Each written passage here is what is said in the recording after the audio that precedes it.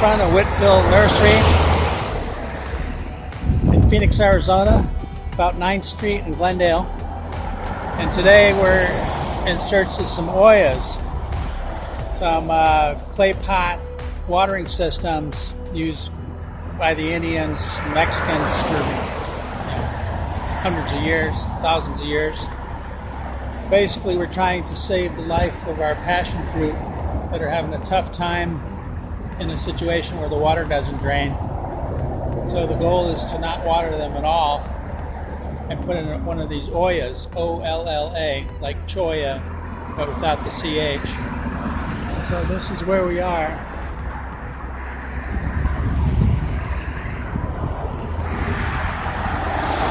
At Whitfield Nursery. So let's go look for some ollas. So Whitfield's had a ton of clay pots and stuff.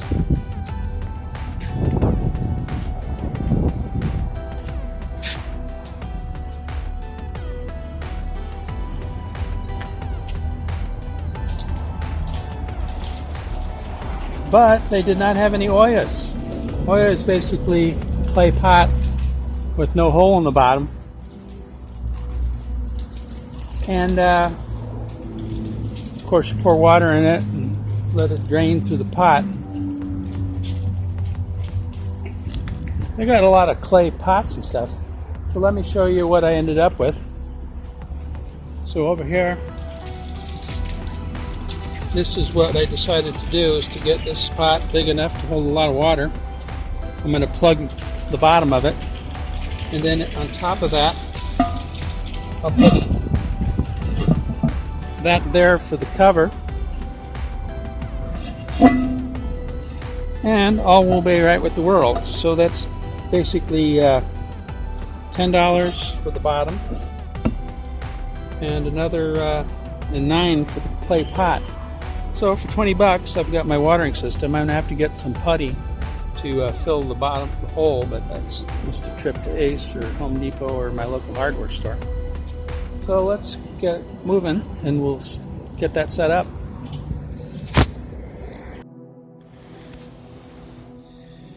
Well, we have some passion fruit that's not doing too well.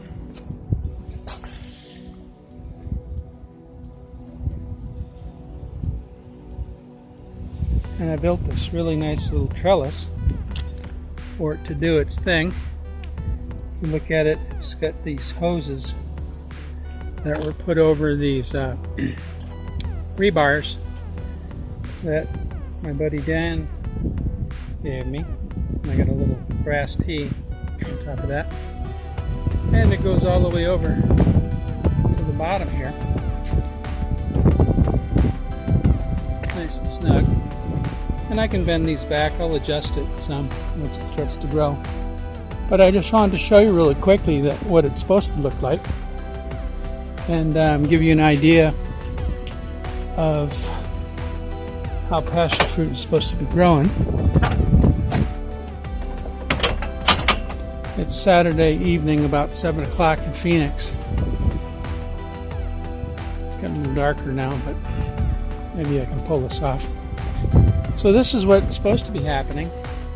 We're supposed to be seeing some nice passion fruit growing, following the rope.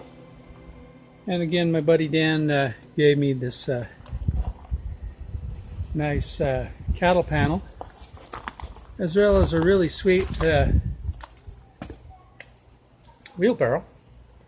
Look at these beautiful oleanders, pink. So my neighbor gives me lots of mulch, unbeknownst to himself, but that's pretty helpful. And my sister gave me some mulch to put, and some leaves off of her roof. So I got those in place today, covering up the topsoil, or the compost that Dan gave me. But anyway, back to the mission. What we're going to do is we're going to take we're going to dig a hole, and I think the problem with those passion fruit over there is that it's too much water. See all that water build up on the wall there? I think they're drowning in there. And if you stick in one of those water moisture probes, okay, there's what it looks like when it's dry, nothing. And then when I stick it in there, it's way over to the right. Way too wet. So what I'm going to do is there's this thing called an olla, and basically it's a ceramic pot that you put in the ground.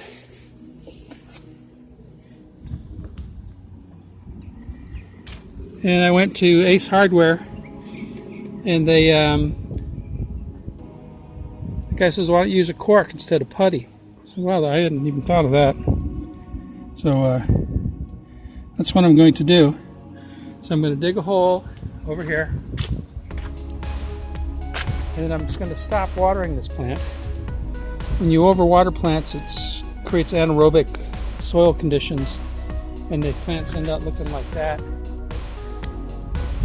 Now, it looks kind of green on camera, but this is looking like it's ready to die.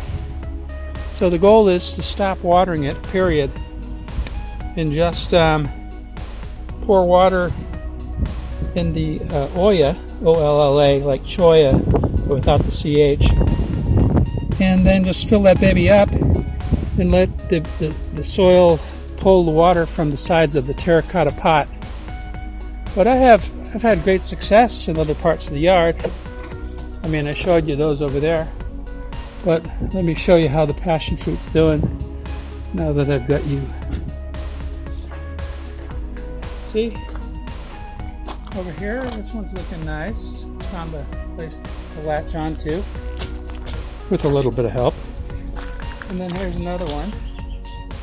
And it's found a place. But that's what it's supposed to look like.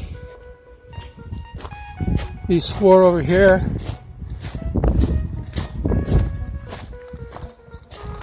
I think they have the same kind of issue. I could put a huge terracotta pot in the middle.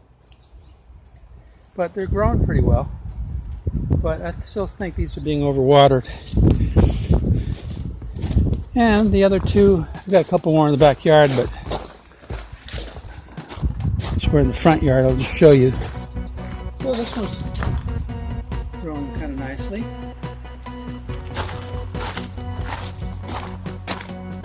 And this one really likes its spot. Look at this. It's climbing up, and it's latching on to the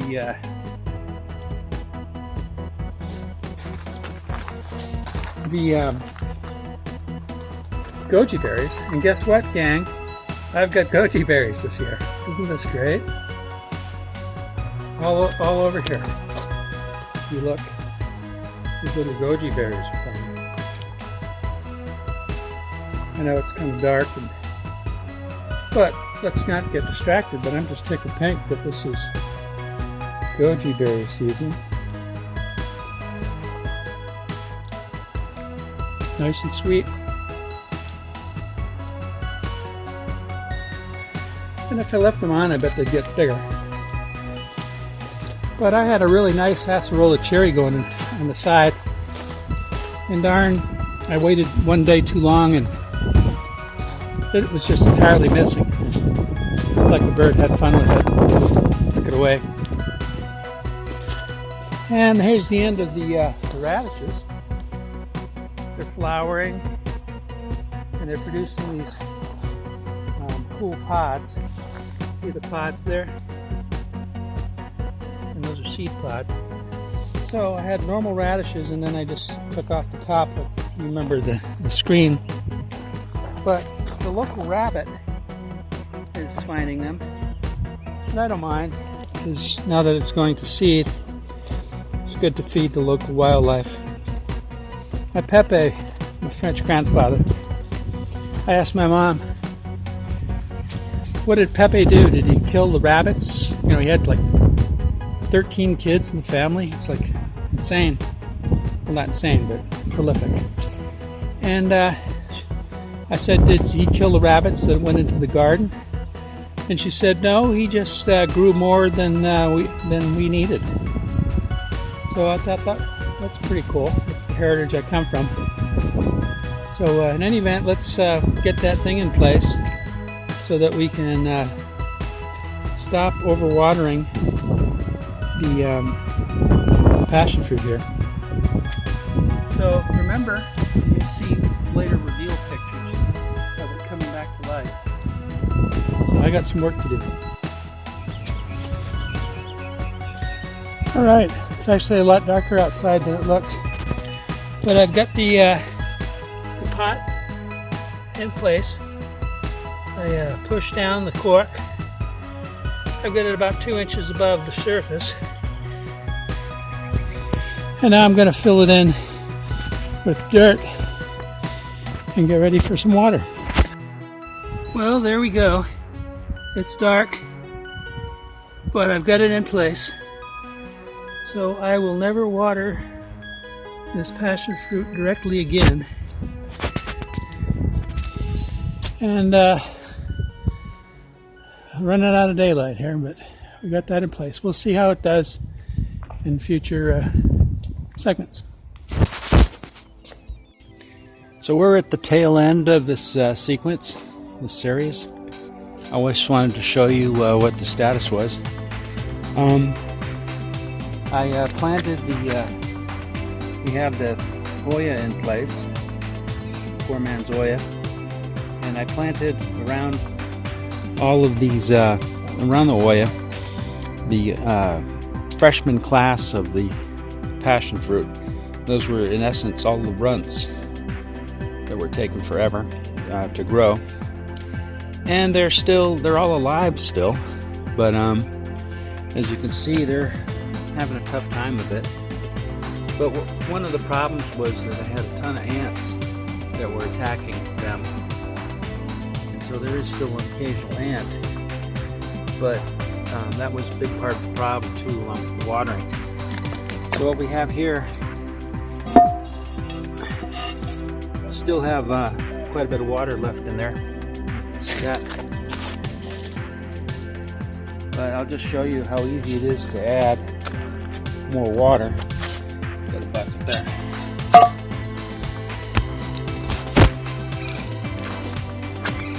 And so this is one improvement over the normal Olla, is that you can just take a bucket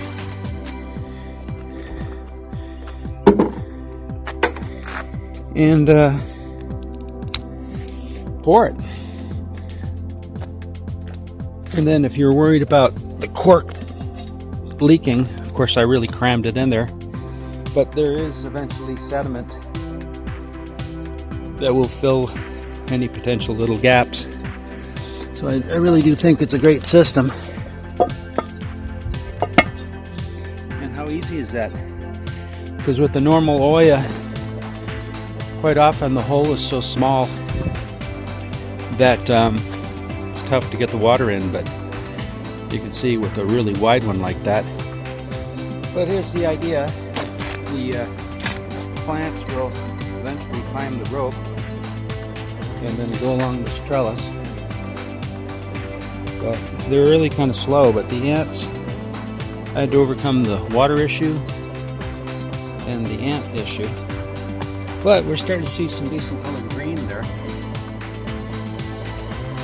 pretty happy with that. And it's all alive, which is good. But I think starting off with those runts that of the passion fruit, because everywhere else the passion fruit's doing quite well.